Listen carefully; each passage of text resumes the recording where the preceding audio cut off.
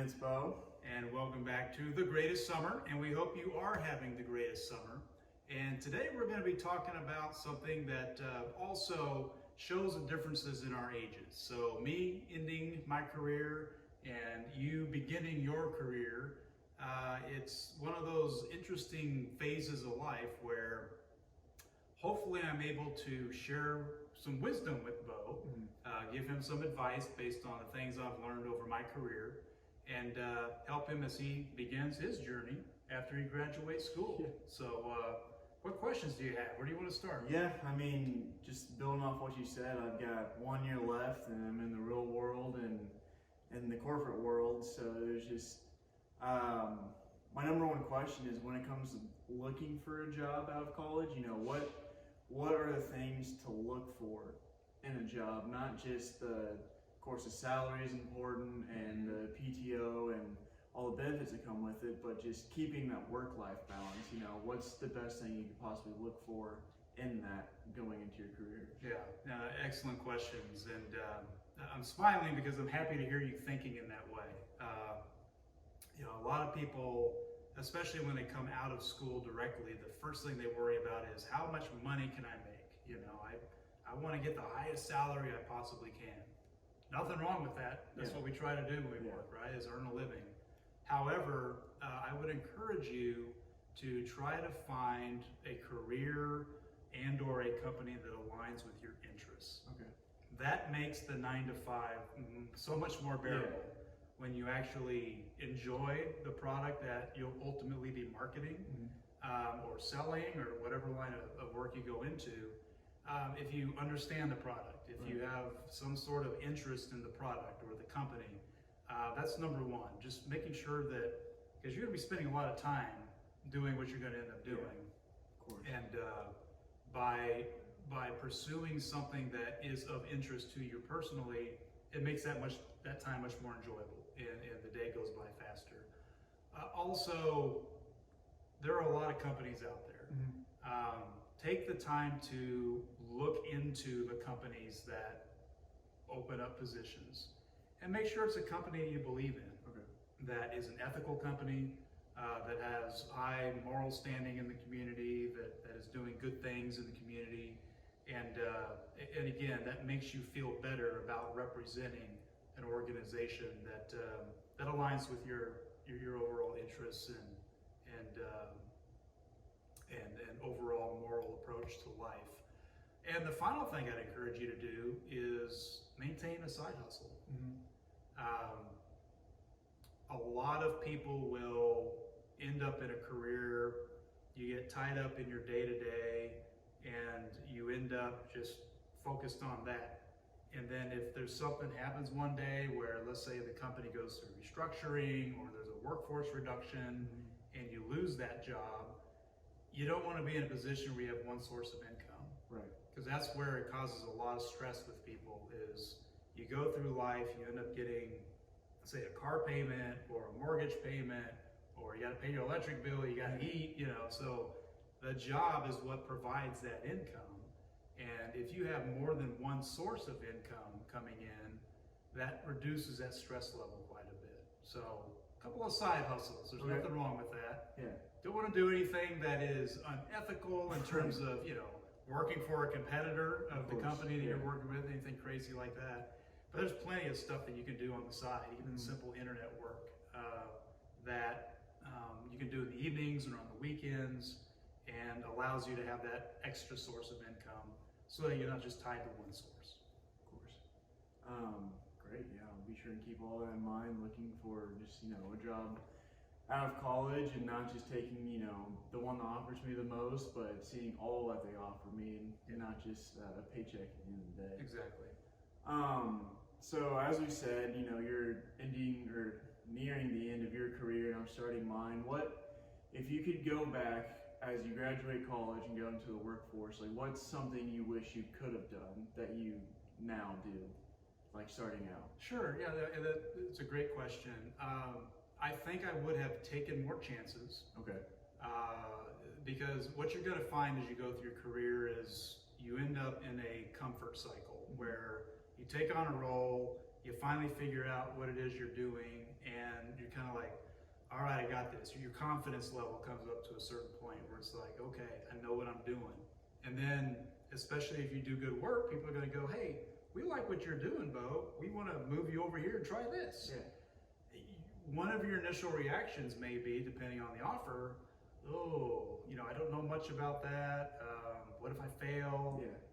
What are my coworkers going to think? And you start questioning yourself and your capabilities. Man, just go for it. Okay. Just go for it. And again, if it's one of those things where your management team sees potential in you and they're going to challenge you, accept the challenge. Okay.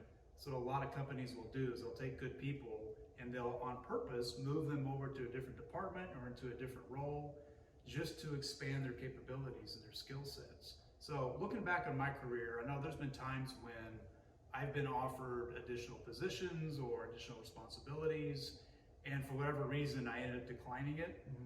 Looking back, I wish I would have taken those chances. Okay. Worst case scenario, you bomb, you're terrible at it, you either go back to what you were doing before or you go find another job somewhere. Yeah. Right? So, but the upside is so much better. Right. That way, that's how you climb the corporate ladder, as they say, and find your way into areas that you may not have considered initially and broaden your skill sets. Yeah. Awesome. So when it comes to the biggest problem, I see nowadays, like you said, people get so built into their roles and comfortable with them and just go throughout the motions throughout the day. What have you done in your career from like start to end that has helped you keep that work-life balance where you're not solely focused on work and you're not slacking off also? Yeah, no, great question. And again, a really comforting question. I'm happy you're thinking broad in those terms. And work-life balance is extremely important to me. I'm very fortunate that I've had the opportunity to work for a company that allows me to work from home when my schedule permits. And because of that, it allows me to stay with my fitness routine. Like we've talked about in other podcasts, I've taken a much more keen interest in my personal health. And part of that is exercising on a regular basis and being able to go out on my lunch hour. I'm doing the air quotes because sometimes lunch hour is from 10:30 to 11:30. Sometimes it's 2:30 to 3:30, depending on the schedule and the meetings and all that. But I make it a point every single day to get outside, to exercise in some way, whether it's an afternoon jog, a walk down a hiking trail here in the neighborhood, and having that flexibility enables me to maintain that exercise routine. And that is crucial to maintaining my stress levels down to a bearable, a minimal level. And so the exercise is incredibly important. So that work-life balance is there. And then also, you're going to go through phases of life where you'll potentially get married someday, you'll start a family, you may have kids, and one of the joys of my life was coaching your athletic teams and your sister's athletic teams. Soccer, basketball, football, baseball. I mean, you guys tried everything, and I loved it, absolutely loved it. And I felt it helped us grow closer over the years as well. So, being able to maintain a career that allows you to do those things in the weekends and on the evenings and doesn't have you on an airplane 5 or 6 days a week where you can, pitch in and help out with a little league team or something. That, to me, that's also important and something I'd advise you to make the time for it. The final thing I'll say is I've had roles in the past where I got to do a lot of international travel, which is fantastic because you get to see the world on the company's dime. And one of the mistakes I made was I would go to far off places. I've been to Brazil, South Africa, throughout Europe and Asia, and I would end up in that mindset where, well, you know what, I'm just going to fly in. I'm in a really cool place, but I'll go see some interesting things next time. Well, your career advances like we were just discussing, and there isn't always a next time. I've only been to South Africa once, and I'll probably never go back, right?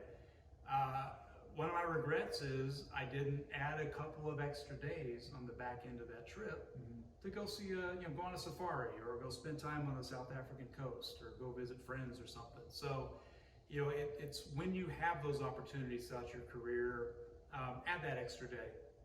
Add that extra day of travel, even if it's on your own dime, just to take advantage of it and experience the culture of these other places and go see some new things. Great. Awesome. I'll definitely be sure to keep that in mind, and especially going into hopefully a marketing and or sales role.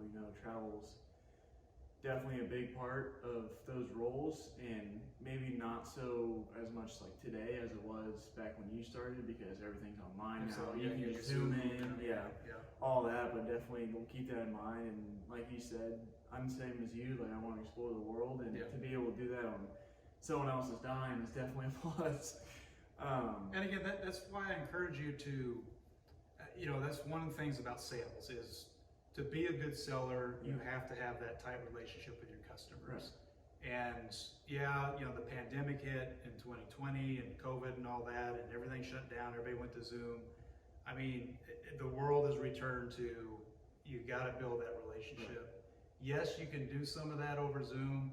There's no substitute for the face-to-face. So if you do end up in a sales role or the type of marketing role where you're going out and meeting with customers or clients or press or analysts, whatever you end up doing, it's important to take advantage of that travel and do it while you're young and you're single and you're anxious to go see the world. Over the years, you're eventually going to reach the point where it's like, I don't want to climb on another plane for business, because you've been there, you've done that, you've seen that, and your priorities change as your life goes on, and you kind of lose that wanderlust a little bit. So, man, embrace it while you're young. Go take advantage of those opportunities while you can, and absolutely go out there and see the world. Will do, definitely. The next thing I wanted to ask you is, like, I found this looking on like the sites like Indeed, LinkedIn, and all that, looking for an internship during school last year, and it was all the benefits and incentives. So they list out, the 401ks, the retirement plans, the PTOs, all of that. It's just like, what is actually beneficial to me and the family I hope to have one day, and what's just like something to throw in to incentivize people to come work for them. Yeah, absolutely. So, a company that offers a robust benefits package is a really nice perk. The one thing above all else I would encourage you to do is to start saving for retirement. Day one, job one, first thing you do is set aside a sizable chunk for retirement savings. If you listen to a lot of the financial advisors out there, many of them will say up to 20% of your income. I know you're kind of like, whoa, so out of every $100, you're putting $20 away into retirement. It all depends on your income, right? Who knows what your first salary will be? It's probably not going to be 9 figures, right? So, that'd be great. But anything short of that, you're going to probably feel like you're stretched a little bit. Right. But force yourself to save up front. If you never have that money, then you'll never miss it. Think of it that way. So if your paycheck was going to be $100 this week, and your first check ends up being $80, you'll learn to adapt to $80. And the reason I'm pushing you to save all this is the power of compound interest. So the people who save the most in their 20s when they start their career are the ones that are retiring in their 40s or in their early 50s, because they had the discipline to put all that money away early and let it grow through compound interest. All right, so that is the main thing, is save, save, save. Also, if your company offers like a 401k plan, that's a ready-made program to do that. And the benefit of a 401k, there's several things. One, it puts that money away up front so you don't miss it. It's an automatic withdrawal, so it's not like, okay, Beau, write your check to your 401k this week. You're kind of like, oh God, I need that money. It already is taken out up front, so you don't have to worry about it. And also, most companies offer a nice matching program, meaning if you put up to say, 10% of your salary into a 401k, they may match the first 4 to 6% of that. So you're getting extra money on top of the money you're putting into that 401k, right? Okay. And the final thing, there's all kinds of tax benefits and all that stuff by participating in the program. So of all the different benefits out there, for sure, take advantage of the retirement savings, especially at this stage in life. Because you will, I promise you, when you get to my age, you're going to look back and go, wow, I wish I would have put more in my 20s, because the years of compound interest, the more you have up front, the more it's going to grow over time. Awesome. Yeah, they'll definitely be sure to invest. In myself, honestly, I think that's one thing people lack is the investment in themselves, and they go for material things like the nice car when you're young and you have a disposable income and all that. And it's just like you get to, like you said, your 50s, and yeah, you may have a nice car, but it's like, okay, I still got to work another 10, 12 years to finally be done. Exactly. So exactly. That's an excellent way of looking at it. And I'm glad you brought up the car thing, because that's also where a lot of people, you get that first job, it's finally decent money. Your first time in your life, you've got, I guess, some pretty good cash coming in here. And so you're like, hey, I can afford that car. You run out and you see that brand new, name your car. And of course the salesman's gonna be like, oh yeah, we can make this work for you. And then they'll sign you up for a 72-month payment plan, and you're paying 20% interest on the loan and all this stuff. And you're going to end up so underwater. And there's a concept called hedonic adaptation. okay. All right? What that means is that's your happiness level. Okay. And people fall into this trap where they think, oh, if I just go buy that brand new BMW, I'm going to be the happiest guy in the world. I'm going to drive it every day. Everybody's going to be looking at me. You got that little spike of happiness when you first buy it. It always comes back down to baseline again, right? And then you're stuck with the car payments and the repair bills and the gas bill, all of that stuff. Over time, you finally realize it's just a car, right? Of course. And so that's the hedonic adaptation, something called the Hedonic Treadmill. And it's a real thing. And that also applies to going out and buying a fancy pair of shoes, or just anything you see walking through a shopping center or whatever, and you're like, wow, I like that shirt. It's $800, but man, that would look good on me. That to me, of all the things I've ever purchased, I've looked back on, expensive clothes, and it's kind of like, why in the world did I spend all that money on that thing that I've worn maybe 2 or 3 times? Not a good investment. So understanding the difference between liabilities and assets.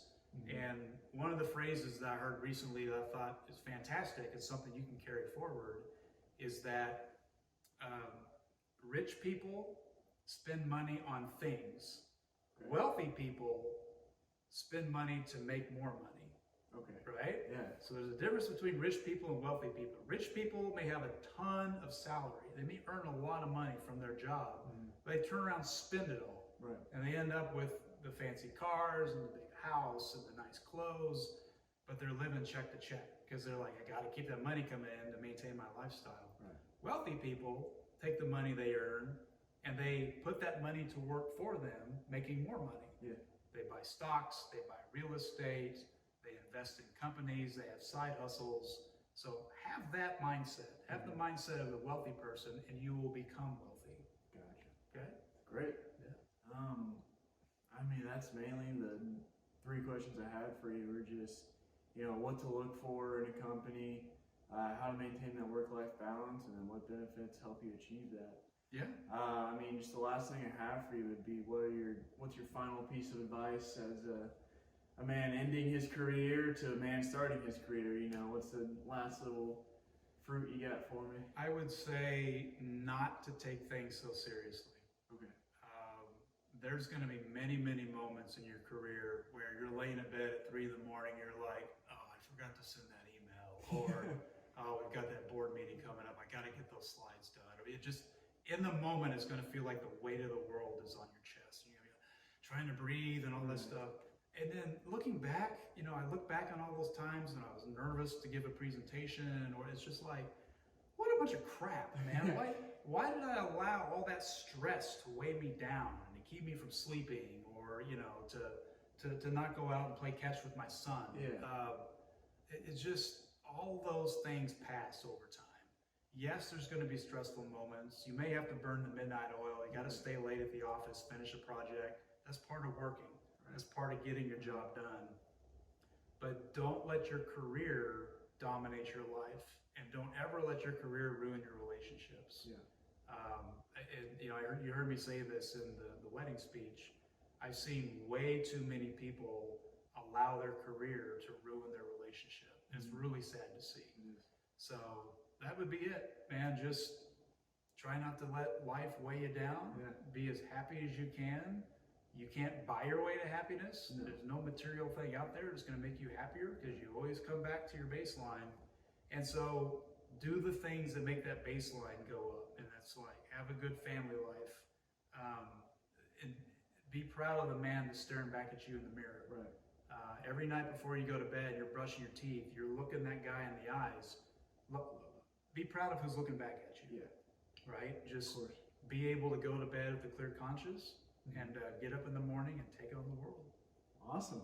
Great. Thank you. So I hope this has helped y'all as much as it's helped me, and you can take some tools for the trade going into your careers, or if you're ending yours as well and are trying to look for advice to give other people. We hope y'all are having the greatest summer ever, as we are, and we hope to see you next time. Have a great summer, everybody. Thanks for tuning in. Thank you.